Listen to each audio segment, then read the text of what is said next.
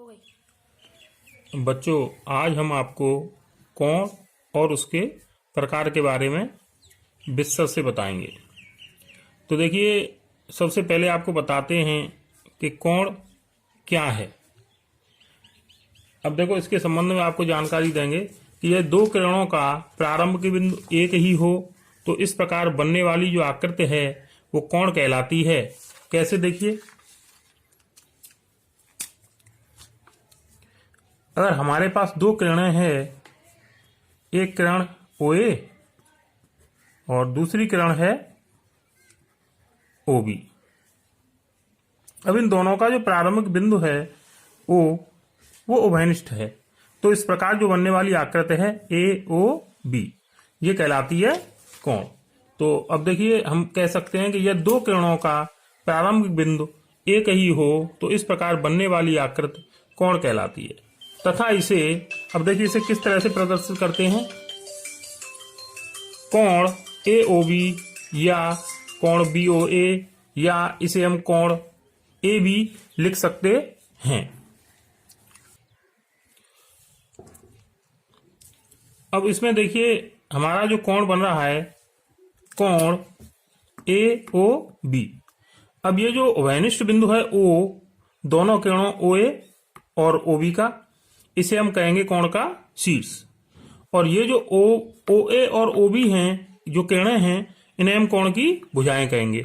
और हमारा कोण है कोण AOB। ये जो कोण है ये हमारा कोण है। तो अब देखिए, उभयनिष्ठ प्रारंभिक बिंदु O तथा OA व OB कोण की भुजाएं हैं। तो मैंने आपको जैसे कि समझा दिया है कि उभयनिष्ठ बिंदु O है और OA और OB कोण की भुजाएं हैं, तथा कोण O कोण का शीर्ष है। ये जो उभयनिष्ठ बिंदु है इसको हम कोण का शीर्ष कहते हैं। तो इस प्रकार ये जो दोनों किरणों से बनने वाली जो आकृति है इसे हम कहेंगे कोण। अब देखिए, आगे चलते हैं कोणों के प्रकार। अब देखिए, कोणों के प्रकार के बारे में चर्चा करते हैं बच्चों। तो मुख्य रूप से जो कोणों के प्रकार हैं उनमें सबसे पहला प्रकार है न्यून कोण। अब देखिए, न्यून कोण वह कोण होता है जो 90 अंश से कम का कोण होता है।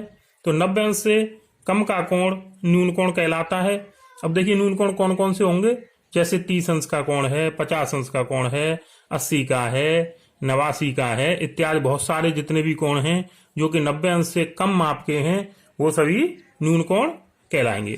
अब आकृति में देखिए, जो इसकी संलग्न आकृति है, आकृति में जो कोण AOB है ये न्यून कोण है, जिसे कि हम कोण AOB कह सकते हैं। और इसके अतिरिक्त जितने भी कोण होंगे हमारे जो कि 90 से कम है वो सभी न्यून कोण कहलाएंगे। चलिए, अब देखिए, न्यून कोण के बाद में जो अगला प्रकार है, प्रकार 2, वो है समकोण, जिसको हम अंग्रेजी में राइट एंगल भी कहते हैं।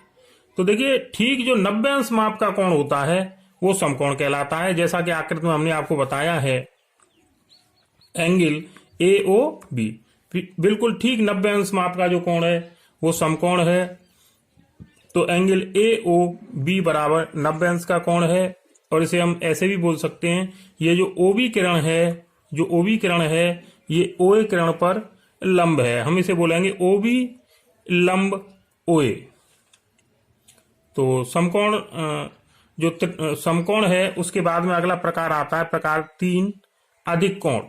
अब देखिए, अधिक कोण में क्या है, जो 90 अंश से अधिक तथा 180 से कम का कोण है उसको अधिक कोण कहते हैं। अर्थात जो 90 अंश से अधिक का कोण हो और 180 से छोटा हो। जैसे कि कोई भी कोण हो सकता है जो कि 90 से बड़ा हो और 180 से छोटा हो, जैसे कि 120 अंश का कोण है, 150 माप का कोण है, 170 अंश की माप का कोण है, इत्यादि बहुत सारे कोण हमारे ऐसे हो सकते हैं जो कि अधिक कोण होंगे। और आकृति में अगर हम बात करें तो ये जो कोण AOB है ये हमारा अधिक कोण है, जैसा कि आपको स्पष्ट रूप से दिखाई दे रहा है। चलिए, तो 3 अधिक कोण के बाद में जो तीसरा प्रकार है अधिक कोण, उसके बाद में अगला जो प्रकार है हमारा, देखिए, वो है 4 नंबर वाला जो प्रकार है वो है सरल कोण। सरल कोण का दूसरा नाम रिज कोण भी है और इसको हम अंग्रेजी में कहते हैं स्ट्रेट एंगल।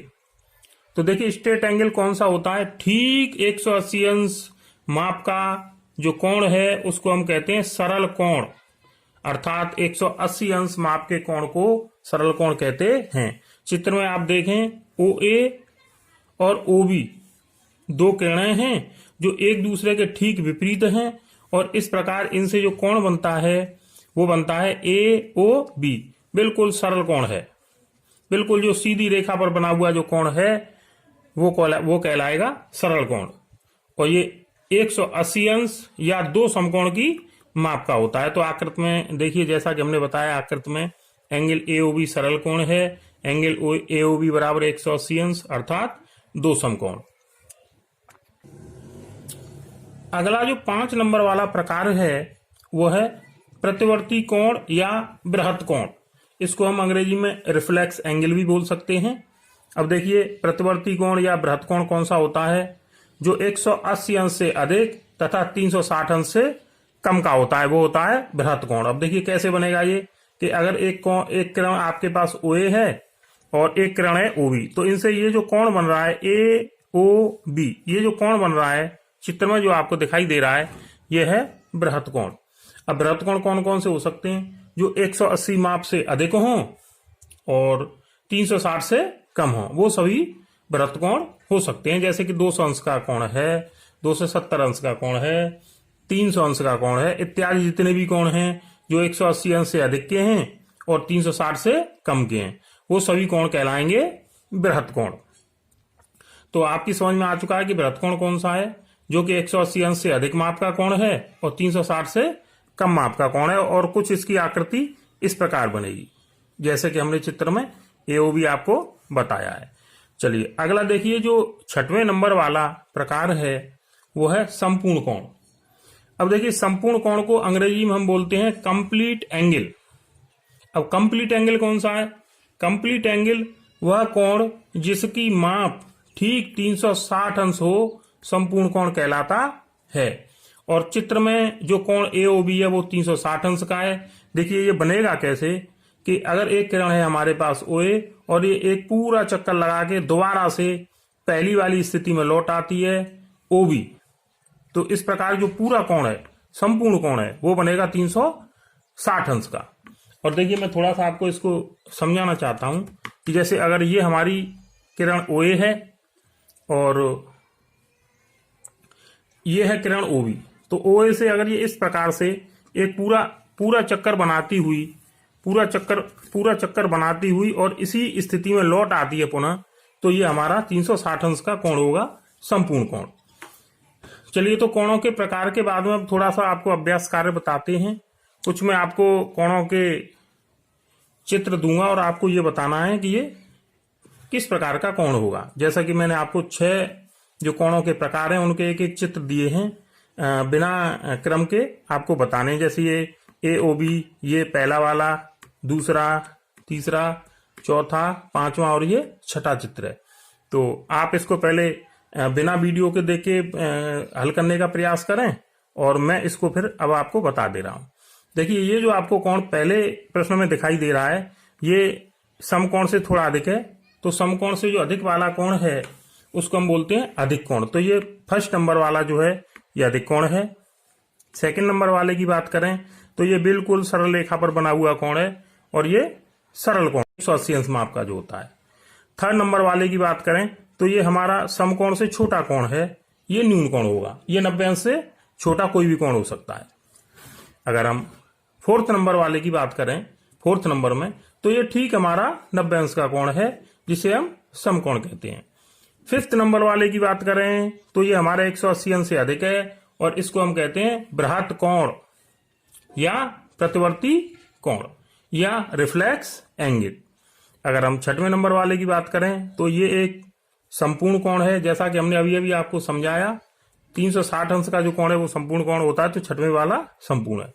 तो इस प्रकार हम इनको बोल सकते हैं कि पहले वाला अधिक कोण, दूसरे नंबर वाला सरल कोण, तीसरे नंबर वाला न्यून कोण, चौथे नंबर वाला समकोण, पांचवें नंबर वाला प्रतिवर्ती या बृहत कोण और 6वें नंबर वाला सरल कोण संपूर्ण कोण होगा।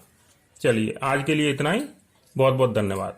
और आप हमारे जो वीडियो है उसको लाइक करें, हमारे चैनल को सब्सक्राइब करें और हमारे जो चैनल का लिंक है उसे दूसरे लोगों तक शेयर भी करें।